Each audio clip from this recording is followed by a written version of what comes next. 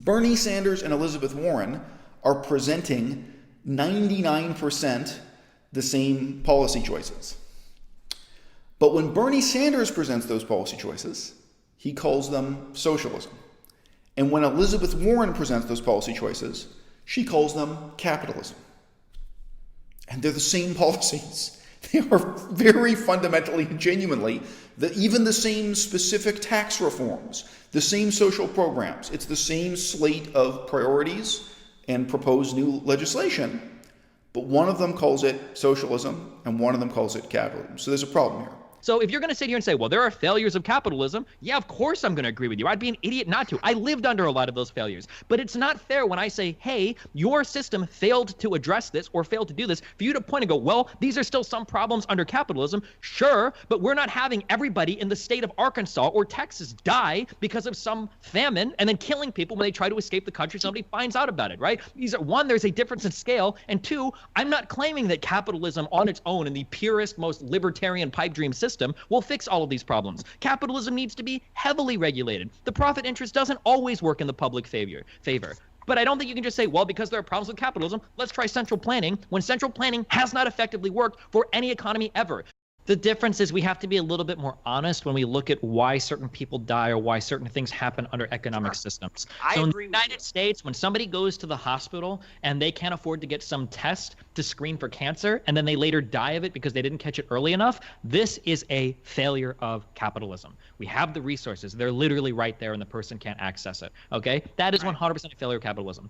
When you have a people who are told to stop farming and then food isn't rationed to them and all of their crops are requisitioned by the central government as a part of central planning, and then those people starve, 3.5 to 7.5 million of them, that is a failure of central planning, of socialism or communism. Do you agree, or do you think that these two things are fundamentally different? All right, we are living through a period of time when the meaning of the word socialist is being redefined in the mainstream media, in mainstream political discourse, not just in the United States, all around the world. And then on the other hand, the concept of socialism is being used insincerely by left-wing extremists, by communists, crypto-communists, to hook and draw in a broader public, to draw in more public interest and support for an ideology that most people find abhorrent, morally repugnant, and ahistorical, by which I mean they find it to be based on lies about history in the same way that the neo-Nazi movement rests on lies about history. Let's talk about the mainstream use of the word socialist first and foremost. That is changing right now. And the way in which the meaning of the term has become slippery and unintentionally deceptive, i.e. it's deceptive even when people don't mean to deceive you, it can be shown in contrasting the rhetoric of Bernie Sanders to the rhetoric of Elizabeth Warren. Bernie Sanders and Elizabeth Warren are presenting 99% the same policy choices. But when Bernie Sanders presents those policy choices, he calls them socialism. And when Elizabeth Warren presents those policy choices, she calls them capitalism. And they're the same policies. They are very fundamentally and genuinely even the same specific tax reforms, the same social programs. It's the same slate of priorities and proposed new legislation, but one of them calls it socialism and one of them calls it capitalism. So there's a problem here. Now, on a very practical level, if I were a gambling man, I would bet that in the future, within the next 10 years, we're going to see the Bernie Sanders approach collapse, that his style of rhetoric will cease to be popular, and we're going to see the Elizabeth Warren style of rhetoric succeed. Elizabeth Warren says of herself, quote, "I am a capitalist to my bones." That's her approach. But she is presenting a set of priorities, again, the same as Bernie Sanders, that many people today would describe as some kind of moderate socialism. Now, what is moderate socialism? Or what do moderates mean when they say socialism? I think the turning point here was the turning point in the popular perception of these options for the future, not just in the United States, but in Europe, in Australia, and many places in the world, was a 2015 film by Michael Moore. So this is a film that was titled Where to Invade Next. The title is a joke. Michael Moore is a famous documentary filmmaker. My claim here is not that everyone on Earth saw this film. My claim is that everyone who is employed in the mainstream media saw this film. The type of people who sit at CNN and even Fox News, whatever, the type of people who sit and broadcast on the radio and on TV, media professionals, they all saw this film. And that's because Michael Moore is the darling of that social class. In this film in 2015, Michael Moore nakedly and directly and honestly makes the argument that the United States should imitate high-tax countries in Europe. It is an argument that the United States should have higher taxes and higher quality social programs delivered to the public, paid for by those taxes. So if we take Denmark as the example of this, and please remember, Denmark is a capitalist country. It really is. Denmark is a free market capitalist country, but it's a country with high taxes and high quality social services. If we take Denmark as the example here, then we could call this the Denmarkification of the United States of America. Now, if we took Japan as an example, we could talk about the Japanification or Japanization of the United States of America. But it was mostly focusing on examples of affluent countries in Western Europe that Michael Moore put together this argument. Now, another rhetorical approach to this is Bernie Sanders, currently on his campaign, standing in Detroit, standing in the United States of America in Detroit, and pointing across the river to Canada and asking the question, why is it that in Canada getting prescription drug benefits is so much cheaper than the United States of America? Why can't we just imitate Canada? This would be the Canadianization of the United States of America, which does not take too much imagination for Americans to relate to. But I have to emphasize again here, like the contrast between Bernie Sanders and Elizabeth Warren, a conservative Christian Republican politician could have just as easily made that argument. It would have been dynamite for anyone in the Republican Party to go and stand on the river and point across the river and ask, why is it that when Americans get sick, they have to pay this much money for this medicine, and when Canadians get sick, they have to pay this much money? There's nothing inherently left-wing about the argument. There's nothing inherently socialist about the argument. There's nothing Marxist about it.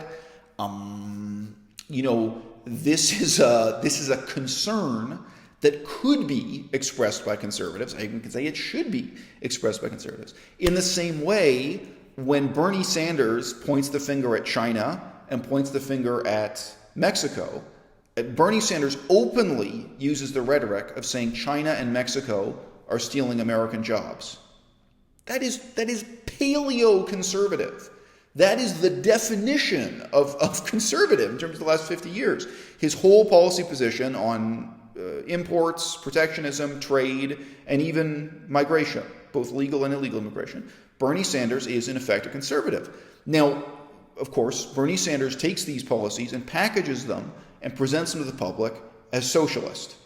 Again, Elizabeth Warren, almost the exact same policies, packaged and presented as left-wing capitalist, right?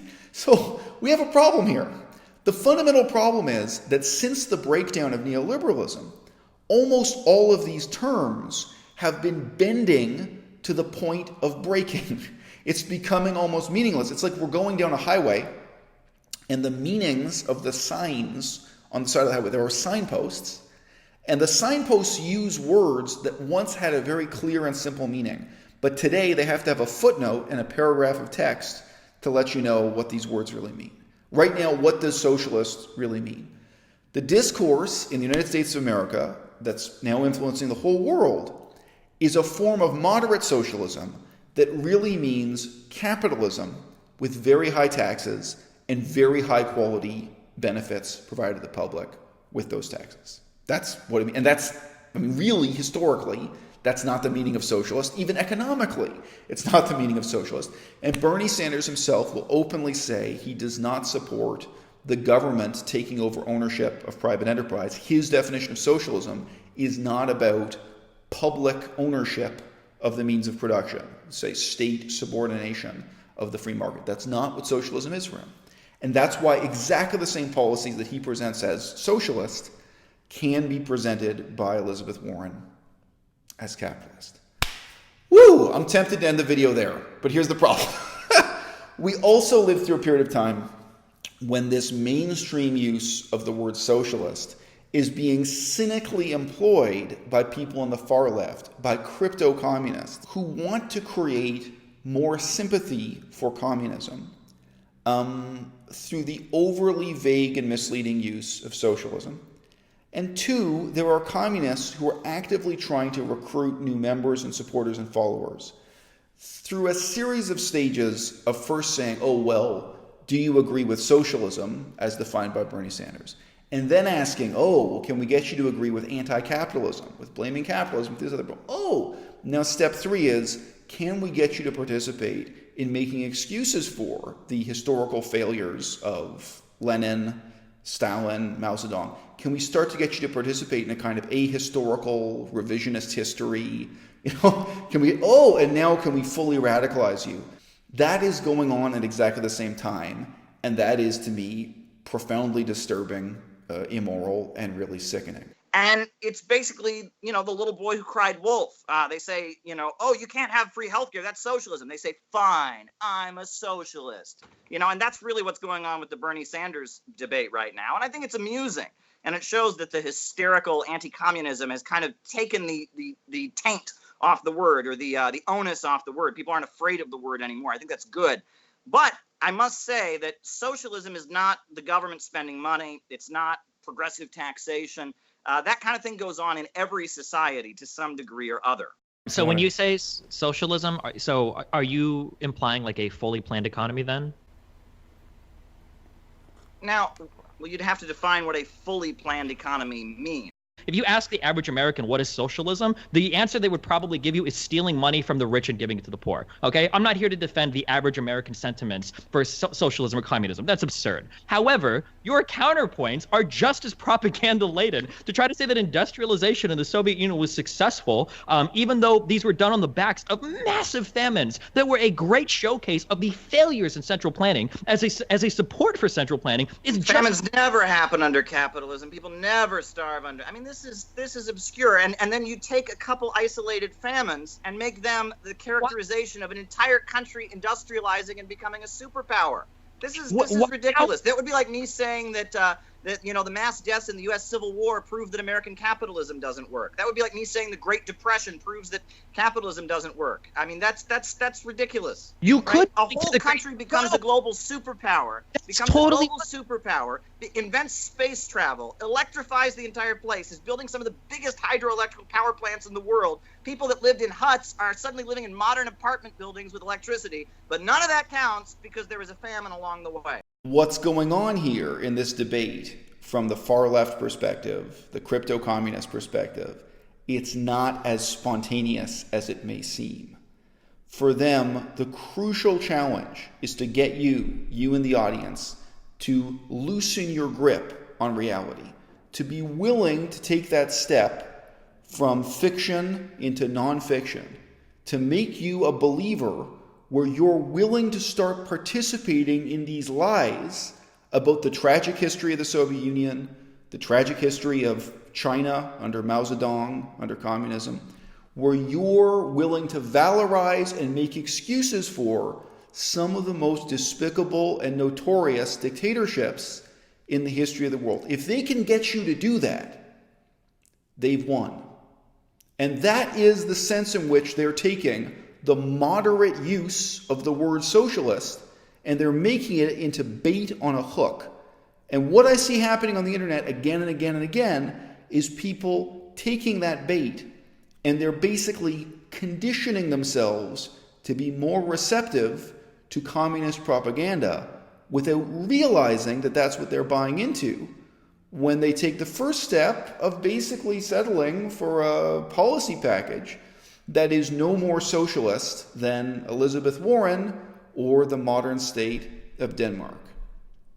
These are the dangers of how ideology gets packaged and repackaged in the 21st century on the internet. Really, people like to disrespect my crew, but the fact is that you know my name and I don't know you.